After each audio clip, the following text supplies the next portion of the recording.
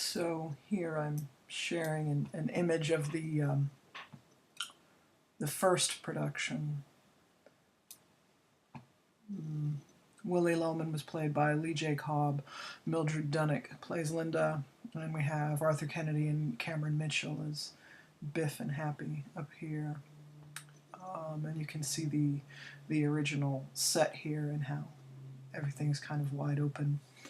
And I just looked it up. Arthur Miller first called this play Thoughts in His Head. And thankfully, I suppose, changed the title. It's Death of a Salesman. But the reason, as has been mentioned by many, it's called Thoughts in His Head is, as I said before, the openness of the stage, the broken lines, the chaos, the seeing through one thing and into another.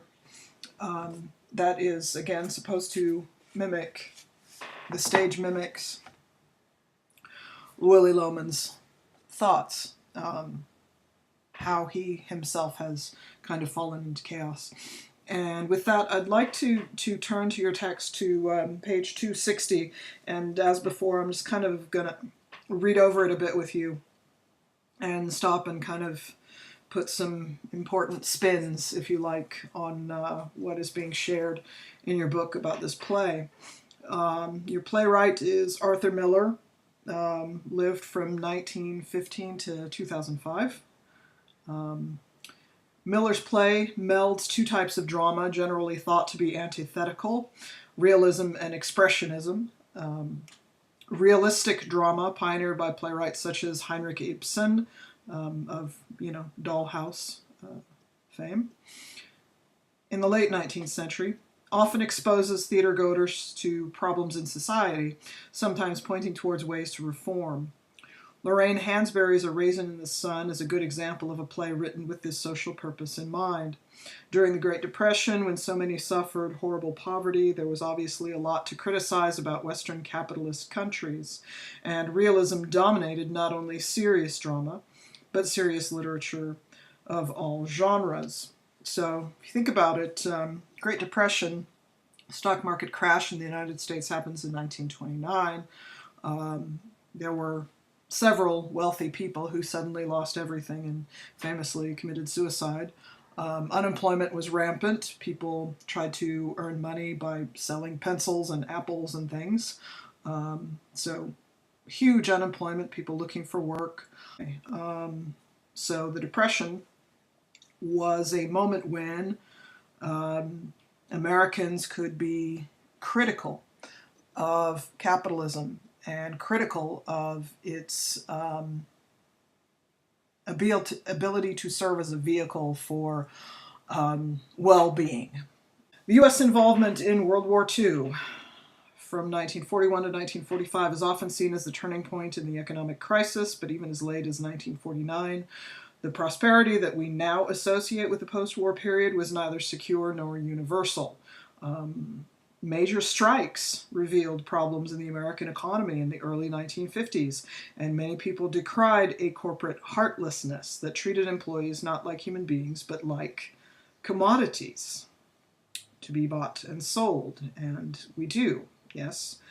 We sell our time, and we sell our talents, and we consider that a reasonable trade for our income. And that's the way that capitalism works. There is an emphasis on skills and abilities that are marketable rather than human relationships. According to Miller, Americans in 1949 still had the mentality of a depressed people. In his own memoir, Miller proudly tells the tale of how Bernard Gimble of Gimble's Department Stores saw this play and immediately decided to never again fire anyone for being too old. There is the moment in this play where Willie Loman, who is a salesman, is fired by Junior Howard. When Willie Loman went to work for his company, the company was run by Howard's father, and he kind of has a certain complaint. There's not a meeting of minds, there's not an understanding. And Howard feels like Willie's out of touch, and Willie feels like Howard doesn't understand the situation. So Howard fires Willie. So that is the kind of social reform that a realist often intends, right? That plays reflect reality, the real world, situations in the real world. Miller saw the play as a severe criticism of capitalism, the kind that could not have been written a couple of years later, in the early 1950s, after the anti-communist tempest, what we often call the Red Scare, had begun. A salesman with his characteristic showmanship and bravura is an appropriate everyman to put on stage to examine the problems inherent in a modern consumer society. In a consumer economy, products take on symbolic value beyond their functional qualities. We buy things in pursuit of the images and dreams that salesmen teach us to associate with them. Naturally, then, through through the years, many critics have thought the play criticizes the American dream that still animates us today. More recently, historical-minded critics have come to believe that Miller's play is not so universally applicable, that instead the play records a transition in the American economy from an industrial to a post-industrial age. In this view, Willie's problem is that he is a relic of an earlier, less technological age when his type of selling worked. And that can be seen in several scenes when Willie talks about his early success and how he was able to sell and how he's kind of a misfit in his own home, in his own neighborhood. His house doesn't meet with the tenement buildings, the taller buildings that are around him. When he's in Howard's office, and frankly, when Howard's about to fire him, Howard is playing with this gadget. It's a wire recording device, and it records sound. And this is a thing that is new and different, and Willie just doesn't even know what it is, and Howard is trying to share his excitement about this gizmo with Willie, and Willie's just out of touch. He's not making connections. He's sort of lost because time is moving forward and technology is moving forward, and Willie's not. Whether Miller himself recognized this transition is beside the point, because realism attempts to reflect life.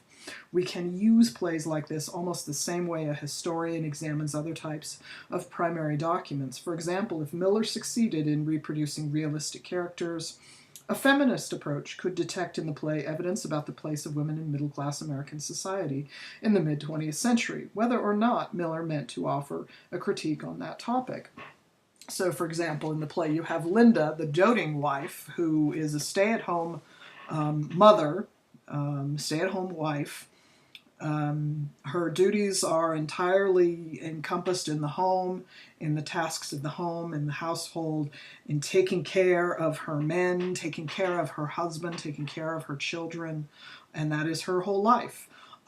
Whereas the other women that we meet in the play are women who work for a living, and there is this very dark, kind of taunting treatment of these women as always on the make. They are seen as being in the workplace so that they can get the attention of men who are not their husbands.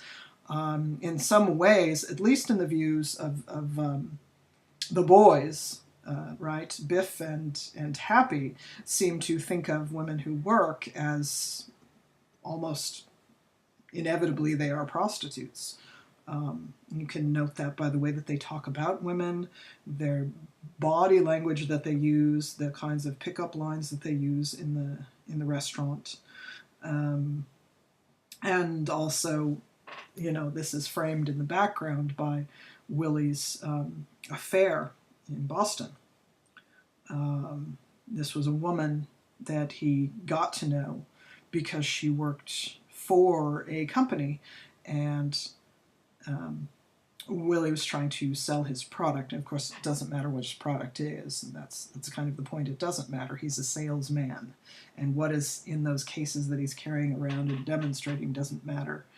But the woman is saying, I'll bring you right through, meaning that she works in the front office and she has the ability to convince her employers that she can bring certain salesmen back to sell to the men. So that it's almost as if those women who work out in the world, there's something suspect about them, something salacious about them, which is another thing to be talked about concerning this play. And since its first production, readers, critics, and audiences have asserted that Death of a Salesman brilliantly adapts the principles of Greek tragedy, which is, of course, why I paired it with Antigone, so that you could see what a 20th century tragic hero looks like. It's Willy Loman. He is. He is the American Greek tragedy. And in Miller's own words, expressionism dramatizes the conflict of either social, religious, ethical, or moral forces, per se. In other words, expressionism deals less with the conflicts between individuals than with the conflicts between forces. Miller claimed that the pathos, pathos of tragedy would be the pity, the sympathy toward the character, the sadness that we feel when the character falls. Miller claimed that the pathos of tragedy came easily to him, and he almost regretted how pathetic he made Willy Loman, thinking it nearly ruined his tragic character. But what Arthur Miller meant by pathetic is a little different from our common usage. In his Tragedy and the Common Man, Miller claimed that the pathetic is achieved when the protagonist is, by virtue of witlessness, his insensitivity, or the very air he gives off, incapable of grappling with a much superior force. He makes things happen. And similarly, Willy Loman, you can tell by the ways that, particularly by the way that his friend Charlie talks about him. Willie didn't have to be who he was. Willie clearly could have made a very good living as, a builder, carpenter. Willie didn't have to be who he was, except that he had to be who he was. Because he also, like Creon, he's unbending. He's arrogant. He will not be countered. He will not be told he is wrong. He will not reconsider once he's made up his mind. And because he is that person, the outcome of this play is predetermined.